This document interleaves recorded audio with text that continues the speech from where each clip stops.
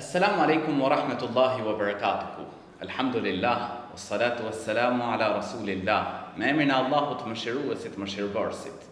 Përshëndetjet I dërgojmë mbi më të zgjedhurin e njerëzimit profetin ton sallallahu alaihi wasallam, mbi shokët e tij dhe mbi gjithë ata të cilët ndjekin dhe pasojnë rrugën e tij deri në ditën e gjykimit. Vëllezër dhe motra, mirë se erdhët në emisionin Rruga e Drejtë.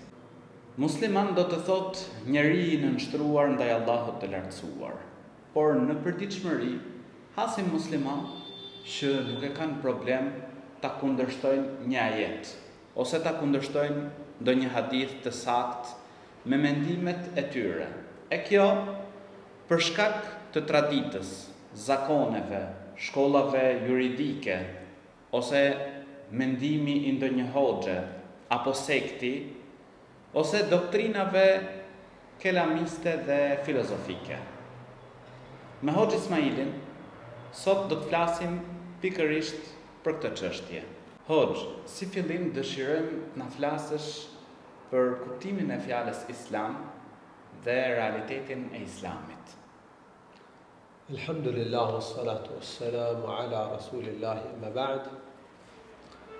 Islam do të thotë dorëzim ndaj Allahut të lartësuar. Muslimani duhet jetë I nënshtruar ndaj krijuesit të gjithësisë. E tërë gjithësia është nënshtruar ndaj Allahut të lartësuar. Siç ka thënë Allahu në Kur'an, "Walahu aslama man fis samawati wal ardi." Atij I është dorëzuar, I është nënshtruar çdo gjë në qiell dhe në tokë. Dhe kërkohet që dhe njeriu të nënshtrohet Allahut të lartësuar, të jetë në harmoni me krijesat, duke U nënshtruar krijuesit të gjithësisë. Në qoftë se njeriu nuk I nënshtrohet Allahut të lartësuar, atëherë ai është në kundërshtim me krijuesin e tij. Ai nuk kryen atë për cilën e ka krijuar Allahu subhanahu wa taala.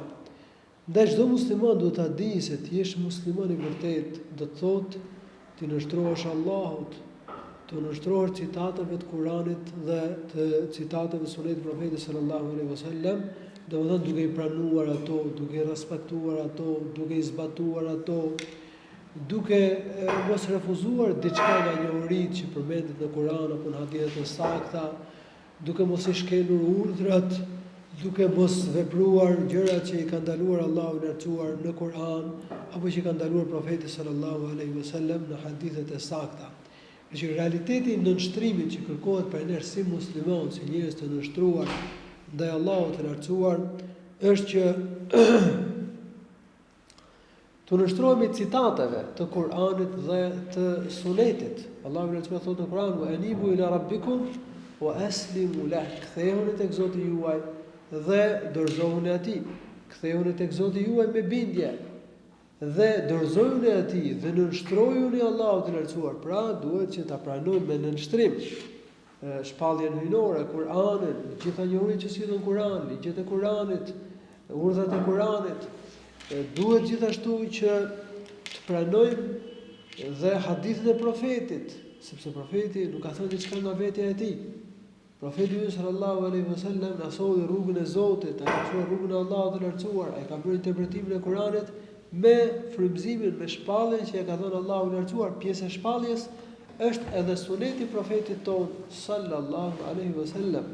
Ndaj gjithçka që na vjen në Kur'an dhe në hadithet e profetit sallallahu alaihi wasallam, e kemi për detyrë që ta pranojmë, që ta respektojmë, ta nderojmë, të nënshtrohemi, qoftë njohuri, qoftë lajm, qoftë urdhër, ndalesë, të largohesh nga ajo që është ndaluar. Prandaj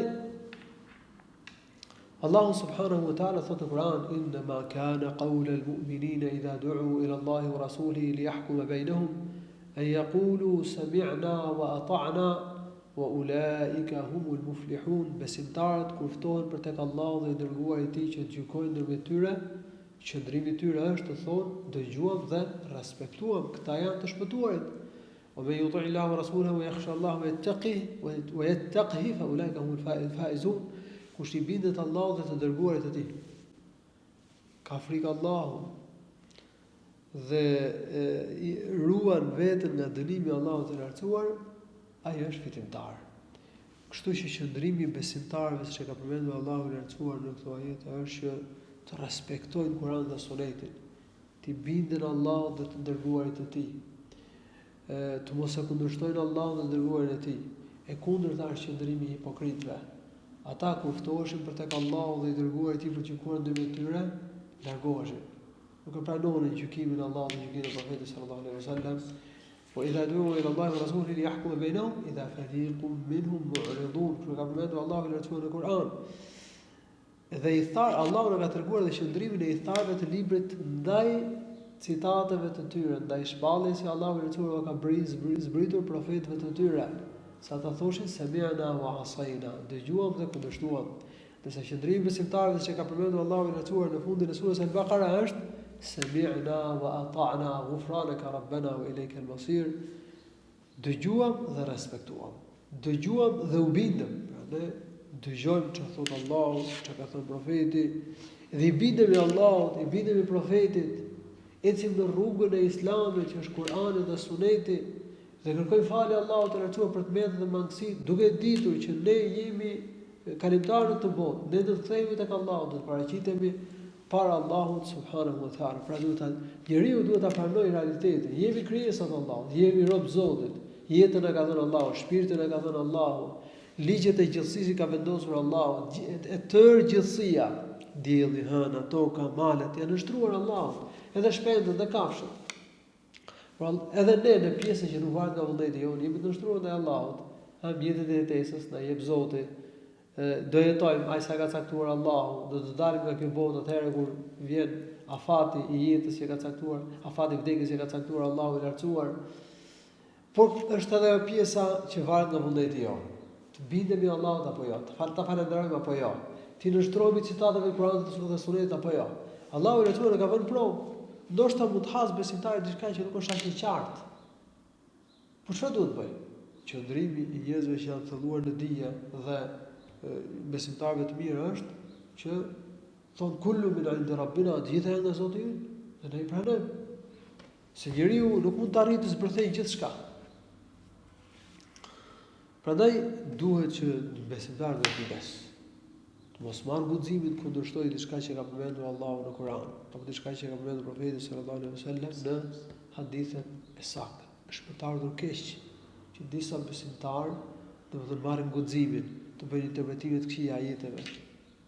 Ose marrin guximin kundërshtojnë hadithe të sakta të profetit, ose refuzojnë ndonjë hadith sakt që e kanë pranuar unanimisht si të saktë dietarët e hadithit, duke fyer të arsyeën e tyre dhe duke kundërshtuar rrugën e besimtarëve. Dhe kjo është shumë e rëndë.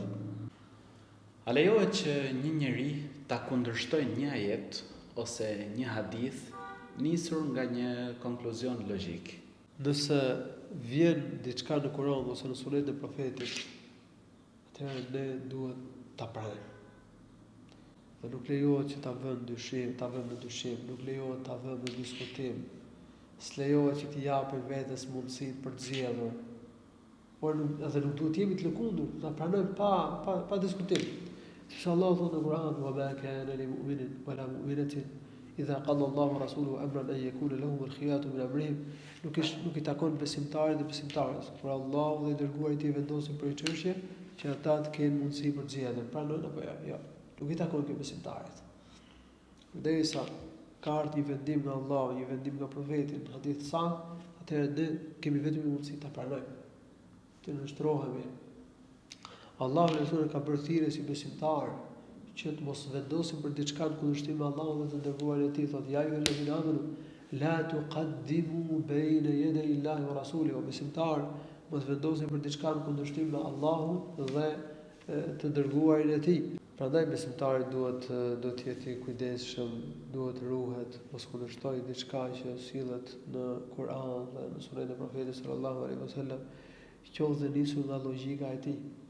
Sepse vërtet Allahu na ka nderuar me mendjen. Dhe Allahu na ka urdhëruar në Kur'an që të arsyetojmë, të mendojmë i krijesat e Zotit.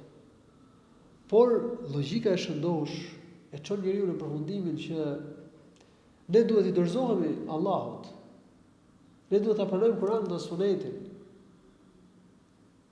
Kështu që i mençuri nëse haps një paqartësi në një ajet ose në një hadith, nuk thotë që unë do përdor logjikën, do eci me logjikën time dhe do ta refuzoj ajetin ose hadithin. Apo do mund të zgjedh një interpretim të keq të gabuar.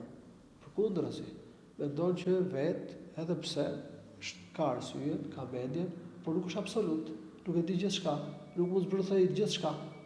Dhe po japim një shembull, domethënë, për raportin e logjikës me Kur'anin dhe Sunetin.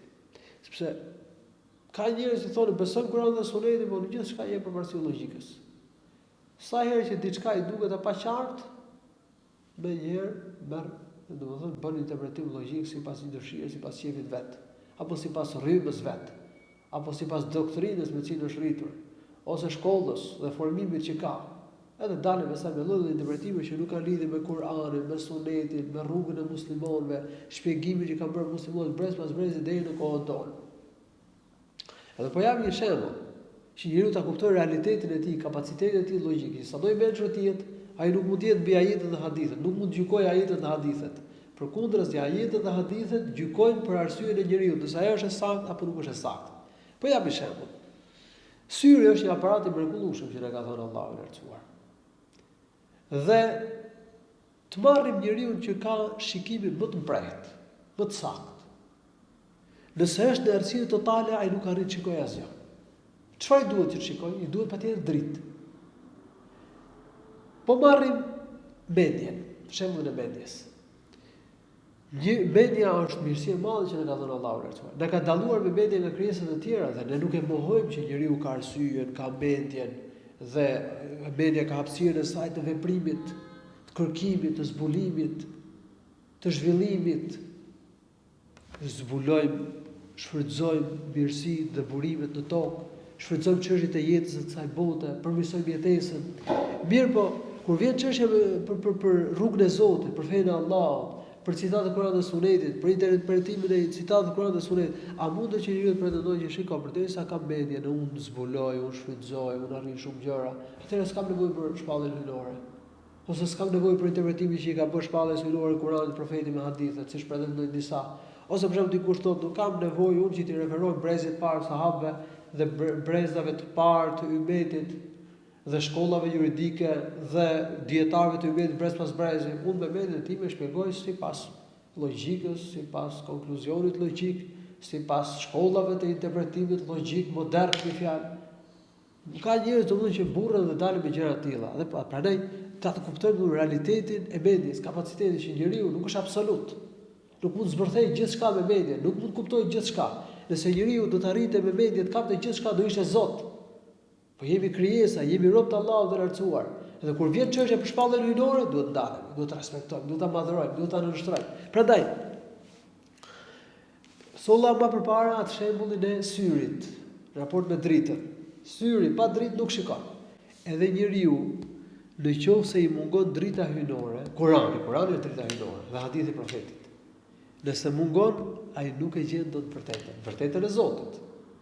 Rrugës Zotit, fesë e Allahut, Kur'ani dhe Suneti, interpretimin e saktë të Kur'anit dhe Sunetit. Sado i mençur të jetë. Sepse ashtu sikur se syrit i duhet drita e fenerit ose drita e diellit, për të parë, në të kundërt nuk shikon asgjë, po kështu dhe mendja e sado i mençur të jetë njeriu, i duhet shpallja hyjnore për të orientuar. I duhet udhëzuesi hyjnor, Kur'ani dhe Suneti. Prandaj ka njerëz që kanë vërtet kanë qenë të mençur, filozof, shkencëtar, poet, shkrimtar, artist, filozof, ka pas njerëz të mençur. Mirë po për shkak se ata nuk kanë treguar interes për shpalljen hyjnore, për të vërtetën që vjen nga Zoti. Kanë thënë që Zoti, disa kanë besuar Zotin, shumica kanë besuar Zotin, edhe për këtyre, po i pakicë nuk kanë besuar ekzistencën e Allahut. Mi po edhe këtë shumicë që kanë besuar Zotin, thonë, s'kemi nevojë për shpallje. Ka deistë në kohë, s'kemi nevojë për udhëzimin e Zotit. Ne zbërthejmë gjithçka vetë. Edhe kanë dalë me lloj-lloj fesh, lloj-lloj rrymash, lloj idesh, ato janë kundërshtim me njëra tjetrën. Pra janë në një shkretir errësire, mendimesh të gabuara, një oqean devijimesh. Si mundet që njeriu të gjejë busullën për të orientuar në drejtimin e saktë? Duhet patjetër shenja, duhet udhëzuesi hyjnor. Prandaj mendja, sado i mendshëm të jetë njeriu, në mungesë të dritës hyjnore Kur'anit dhe Sunetit nuk mund ta gjejë vetë vërtetën. Allahu i Rasulullah ka mohuar besimin në Kur'an atyre që nuk e marrin si gjykues profetin sallallahu alaihi wasallam. Në Kur'an dhe Sunetin, thot Allahu i Rasulullah në Kur'an, "Fela wa rabbika la yu'minuna hatta yuhakkimuka fima shajara bainahum, thumma la yajidu fi anfusihim harajan mimma qadayt wa yusallimu taslima." Pasha Zotin tënd, ata nuk bëhen besimtarë të vërtetë derisa të marrin ty si gjykues në mosmarrveshjet që kanë ndërmjet tyre, të mos kenë pakënaqësi ndaj gjykimit tënd dhe të dorëzohen atij plotësisht. Ç'i shtyn njerëzit të kundërshtojnë profetin alayhis salam? Dhe çfarë dënimi marrin ata të cilët e kundërshtojnë profetin alayhis salam? Është dëshira vetjake ajo që e shtyn njeriu të kundërshtojë Kur'anin dhe Sunetin. Qoftë ai që kundërshton një ajet ose një hadith dhe një musliman. Niset nga dëshira për të shfaqur veten, për të bërë i madh, për të themeluar një sekt, për të dalë me një ide, për të treguar që ka aftësi mendore, që i ka gjërat. Pra, dëshira e keqe, dëshira e ligë se njëri me shpirt mirë, me zemër pastër, nënshtruar ndaj Zotit, që është i thjeshtë, është i përulur ndaj krijuesit të gjithësisë, nuk mundet që kur vjen çështja për ke Zotit, dal kundër Zotit, dal kundër profetit. Se e di që krijesë e Zotit, jam rob i Zotit, jam dorë të Allahut, jeta dhe shpirti im dhe mjetet e jetesës dhe kjo tokë është dorë të Allahut të lartësuar. Kam një limit, e respektoj. Nuk i të kaloj kufit që ka caktuar Allahu i lartësuar. Mendja ka hapësirën e vetë veprimit. Prandaj Allahu i lartësuar ka thënë në Kur'an: "Fa in lam yastajibu laka fa'lam annama yattabi'una ahwa'ahum wa man adallu mimman ittaba'a hawahu bighayri hudan min Allah inna Allah la yahdi al-qawma adh-dhalimin." Nëse ata nuk të përgjigjen ty, nëse ata nuk të bindën ty, për ty profet, atëherë dije se ata ndjekin dëshirat e tyre. Dhe kush është rrugën e gabuar se sa ai që ndjek dëshirën e vet pa udhëzim nga Allahu i Rasul, Allahu i Rasul nuk i udhëzon njerëzit e këqij. Dhe ata që kundërshtojnë profetin do kenë dënim shumë dhëmshëm. Prandaj duhet bëjmë kujdes ai që kundërshton një hadith sakt. Ka njerëz që refuzojnë hadithe të sakta, të cilat edhe mes muslimanëve është një hadith shumë Buhariut dhe Muslim që kanë pranuar unanimisht si të saktë dietar të hadithit. Dhe unë i sfidoj për shembull. Të përmendë një dietar që ka kundërshtuar dietar të hadithit. Siç është hadithi për shembull që profeti tonë ka prekur magjia si një smundje, si të gjitha smundjet e tjera, e cila nuk ka prekur çështje do pjesën e përcjelljes mesazhit. As aftësitë e tij mendore, as aftësitë e tij për përcjellje mesazhit, po edhe ka prekur si smundje, si të gjitha smundjet. Dhe profeti ynë ka qenë njeri. Ka ngrënë, ka pirë, ka prekur smundjet, lindi, vdiq, ne themi që është njeri dhe ka pas domethënë veti njerëzore. Por Allahu dalloi atë me shpalljen. Magjia nuk preku pjesën që lidhet me përcjelljen e shpalljes, po preku fizikun e profetit. Kështu është hadithi dhe ky është shpjegimi që kanë bërë dietarët brez pas brezi. Unanimisht dietarët e hadithit kanë pranuar si të saktë hadith. Vinë ca njerëz, kohën e fundit, dhe marrin qendrimet e ca kelamistëve, bidatçive. Edhe dalin me idenë, domethënë që ky hadith është kundërshtim me logjikën, kundërshtim me Kur'anin, kundërshtim me këtë, kundërshtim me atë, edhe refuzojnë hadith kuptohen me sa interpretime të këqija. Dhe dalin këta njerëz, si marrin guximin, kundërshtojnë një hadith, kundërshtojnë kaq që kundërshtojnë njohuri që sillen në hadithe e profetit, për shembull, kundërshtojnë ca mrekulli të profetit, ose nuk pranon logjika ato, ose do i shehin kiametin, zbritjen e Isait, daljen e Dexhalit, shfaqjen e Yaxhuxhëve dhe Maxhuxhëve, ose digën që ka përmendur Allahu i Lartësuar në Kur'an për Yaxhuxhët dhe Maxhuxhët dhe që ka përmendur profeti në tri hadithe të sakta. Pra do gjëra që përmendur Kur'ani ose përmendur hadithe e profetit sallallahu alaihi wasallam, ka hadithe të sakta që refuzojnë, nuk janë të sakta. Ka ajete të Kur'anit që i ke shpjegojnë.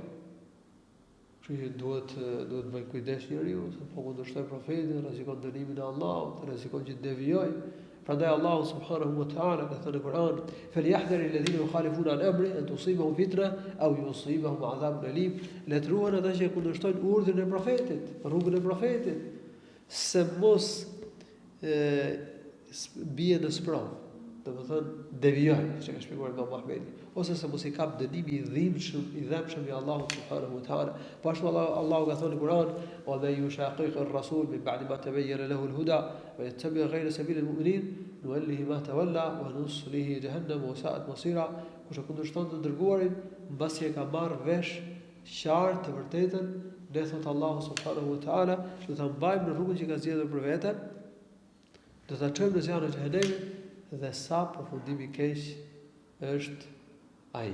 A mund të na japësh disa shembuj nga jeta e të parëve të umetit, se si ata i respektonin dhe i madhëronin citatet e Kur'anit dhe Sunetit? Një herë Imran ibn Husayn tregon hadithin e Profetit sallallahu alaihi wasallam, el haya'u kulluhu khair. Turpi është një veti e mirë, është një moral i mirë që e frenon njeriu nga paturpsitë, nga veset e ulta dhe e nxit njeriu për vepra të mira. Ka sedër njeriu, ka moral, ka turp, fjalë turp që bëj punë të këqija. Dhe Profeti ka thënë që turpi është i gjithë i mirë. Po njëri e kundërshtoi Imranin aty në mezhlis, tha ne kemi domethënë hasur në disa libra një shpjegim ndryshe se ka një lloj turpi që është mirë, cilësi e mirë, po ka edhe një lloj turpi që konsiderohet dobësi. Imrani tha si ka mundësi, unë tregoj një hadith Profetit ku e cilëson turbin gjithë si të mirë, kurse ti e kundërshton domethënë me gjëra të tilla. Domethënë nuk e pranoj këtë. Vazhdoi t'ia përsëriste këtë derisa njerëzit e pranishëm thanë, ja e Banu Xheida është prej nesh, ai nuk është hipokrit, nuk është kundërshtar. Pra nuk e pranoj ata që kundërshtohen ai të hadithet kështu, me kundërshton njeriu me logjik apo me traditin apo me bedin e tij. Gjithashtu, një herë Abdullah ibn Umar ka treguar një hadith Profetit sallallahu alaihi wasallam, në cilin Profeti sallallahu alaihi wasallam ka thënë mos i daloni gratë që shkojnë në xhami, po Bilali biri i Abdullahut sa do i kemi për t'i daluar, se sipas i kishte ndryshuar koha dhe duhej t'i daloni gratë që shkojnë në xhami. Po urdhri i Profetit është mos u dalu gratë që shkojnë në xhami, kanë ato nevojë të shkojnë në xhami. Falën namaz xhami, falën xhumon, gjën këshillat, marrin pjesë në mësime. Pra Profeti ka dhënë urdhër që mos i dalojmë gratë që shkojnë në xhami. Por ky biri i Abdullahut domethënë e kundërshtoi këtë çështje. Dhe Abdullah ibn Umar radhiyallahu anhu tha, unë po tregoj hadithin e Profetit, ti e kundërshton. Dhe i foli rënd. Si e kundërshton hadithin e Profetit sallallahu alaihi wasallam. Një herë Abdullah ibn Mughaffal pa një burr që po gjunde me gishtat e dorës, po gjunde gur. Dhe i tha, mos e bëj këtë, tha se e ka ndaluar Profeti.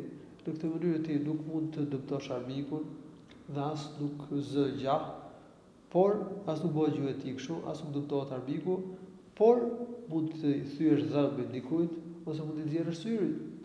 Pra kjo është një veprim i keq, i dëmshëm. Pas një kohë e pa përsëri duke bërë të njëjtin veprim.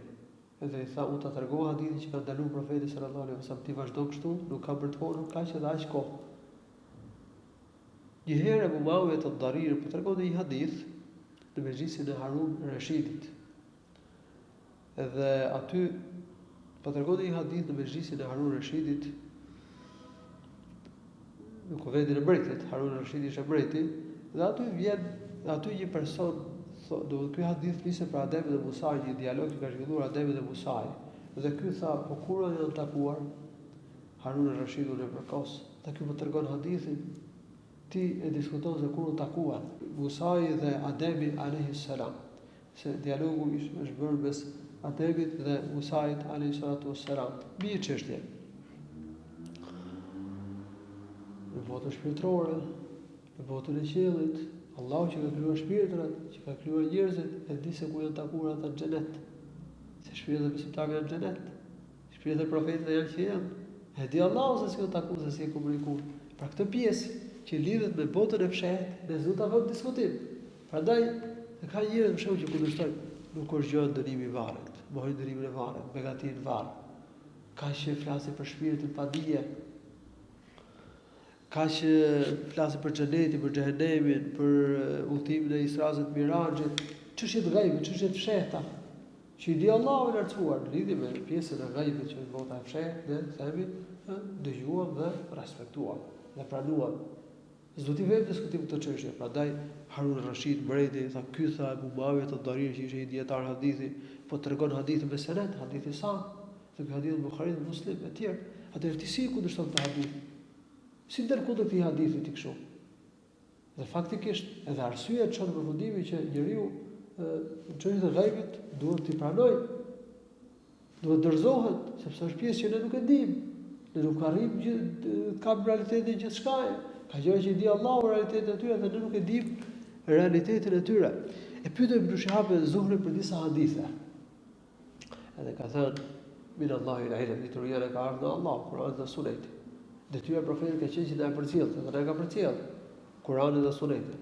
Detyra jonë është të dorëzohemi me Allahun, pa harrë teslim, të dorëzohemi, të pranojmë të gjitha. Një herë Imam Shafi'i tregon një hadith, siç e ka treguar nxënësi i tij Abdullah ibn Humayd az-Zubairi. Tregon një hadith. Edhe i thotë ky al-Humaydiu, i tha, a punon ti me këtë hadith? A e pranon si argument këtë hadith? Imam Shafi'i tha, çfarë tha? Mendoj që unë përkas një feje tjetër, ja se jam prift? Apo vërejt që unë kam veshje në një prifti? Që vjen një hadith dhe ta kundërshtoj, si mund ta kundërshtoj hadithin e profetit sallallahu alaihi wasallam. Pra njeriu që përket fesë son, që rrugën e profetit, s'mund të kundërshtoj hadithin e profetit përderisa vjen hadithi i saktë. Po erdhi hadithi i saktë, ka vetëm një mundësi ta pranojmë hadithin. Mos e vëmë ato në diskutim. Ky ka qenë qëndrimi i dietarëve të ummetit, prandaj që zëri dietarët e katër mëdhëve kanë thënë, nëse vjen hadithi i saktë, ai është mëdhëbi im. S'lejohet të kundërshtojë hadithin për shkak të një shkolle juridike, një tradite, një mendimi, një sekti e kështu me radhë. Allahu i shpërbleft hoxhën nderuar. Atëherë, vëllezër dhe motra, ky ishte emisioni për këtë herë. Ta lutim Zotin e qetësisë që të na mbajë në rrugën e drejtë, sepse ne në çdo namaz lexojmë surën Fatiha, ku themi ihdina siratal mustaqim, udhëzona në rrugën e drejtë. Shihemi inshallah në emisionin tjetër. Assalamu alaikum wa rahmatullahi wa barakatuh.